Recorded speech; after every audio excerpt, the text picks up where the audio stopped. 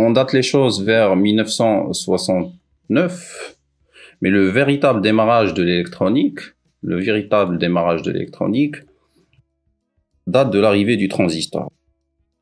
Qui dit révolution industrielle 3.0 dit transistor, parce que c'est l'élément clé qui a pu ouvrir les portes vers cette productivité-là. Donc, généralement, le transistor est des circuits intégrés. Il est sorti des laboratoires Bell, donc des fameux laboratoires Bell, en 1948, je crois, en 1948. Il est à l'origine du microprocesseur. Donc, le transistor, c'est un semi-conducteur. Alors, vous allez me dire, un semi-conducteur, il va contribuer comment vers une révolution industrielle. Donc, l'idée est simple. L'idée, c'est en théorie de l'information.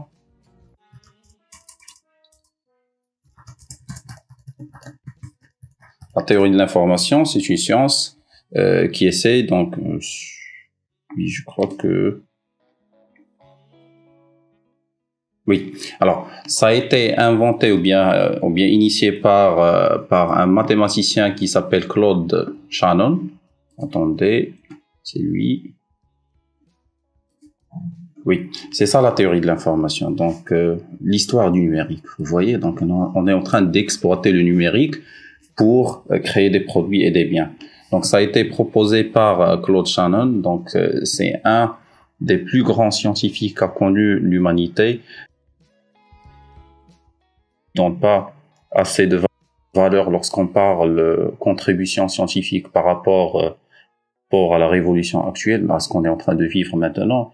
Mais si on est en train de parler aujourd'hui en utilisant une plateforme qui est distribuée, on est en train de faire du e-learning, vous êtes en train de démarrer vos PC pour voir ces informations-là, bon, ça revient à cette personne-là, Claude Shannon. Claude Shannon, qu'est-ce qu'il a fait? Donc, c'était un mathématicien. Il a trouvé une méthode, ou bien une façon pour modéliser l'information. Donc, il s'est dit quelle est la façon la plus simple pour modéliser l'information. Donc, c'était ce qu'on appelle aussi... Donc, ce n'est pas la théorie algorithmique de l'information, mais c'est plutôt, oui, le canal. C'était ça. Donc, comment je vais compresser l'information, la rendre plus simple pour la transférer dans un canal. C'était ça un petit peu sa contribution.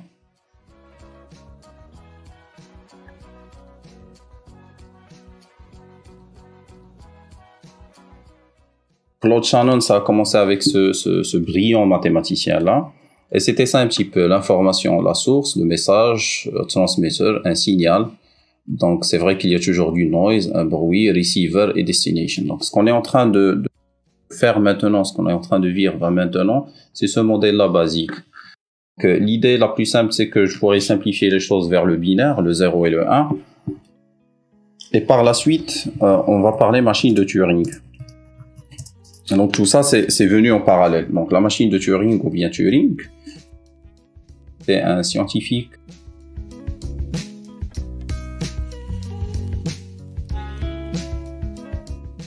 Turing, l'inventeur de l'ordinateur tout simplement.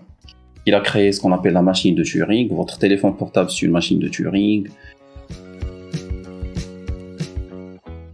PC, c'est une machine de Turing, un serveur, c'est une machine de Turing. Alors, à chaque fois que nous avons un système qui est distribué dans lequel nous avons une RAM, un processeur, un bus de données et un stockage, c'est une machine de Turing. C'est un certain modèle. Ce qu'il avait proposé, c'est le modèle mathématique. Il y avait Turing qui avait proposé la machine de Turing. Il y avait Claude Shannon qui avait proposé la théorie de l'information. Et par la suite, on attendait seulement la création du transistor. Parce que le transistor, là, c'est un composant électronique. C'est un résultat des avancées en termes de technologie.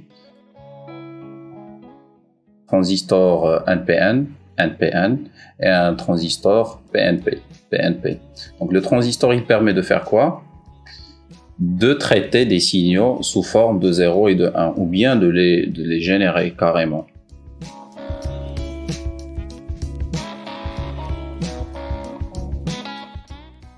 On peut créer des circuits intégrés grâce au transistor. Les circuits intégrés, dans lesquels il y a beaucoup de transistors. Alors ça, c'est un transistor.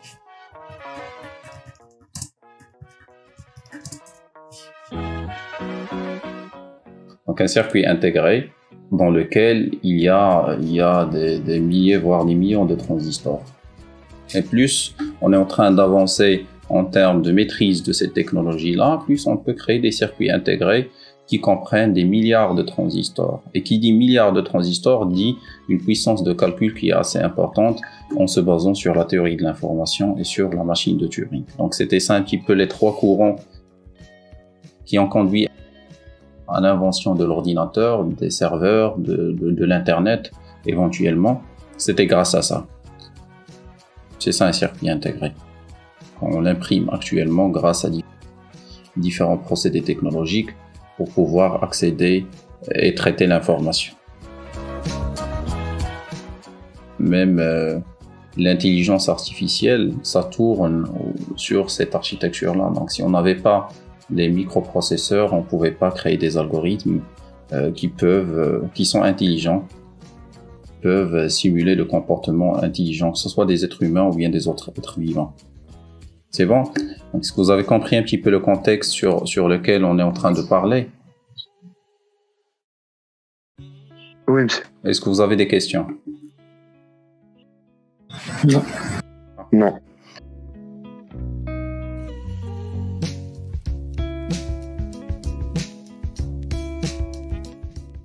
Le microprocesseur de votre ordinateur, de votre téléphone, des serveurs, des stations de calcul,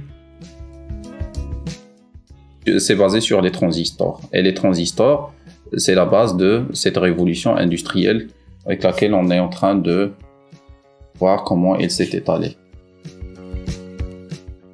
C'est apparu dans les laboratoires Bell, un transistor, puisqu'on avait la théorie de l'information, les machines de Turing, les modèles qui existaient déjà, on a pu créer rapidement. Donc je vais taper ici machine de Turing. Vous allez voir des machines qui sont vraiment très basiques, les premiers ordinateurs. Très basiques dans lesquels il y a des transistors qui sont vraiment gigantesques. C'est un petit peu ça l'idée avec les machines de Turing. Vous voyez, donc on est en train de traiter l'information en termes de bits, 0 et des 1. Nous avons un cadran de mémorisation, nous avons des contrôleurs, nous avons des bus de données. Parfait.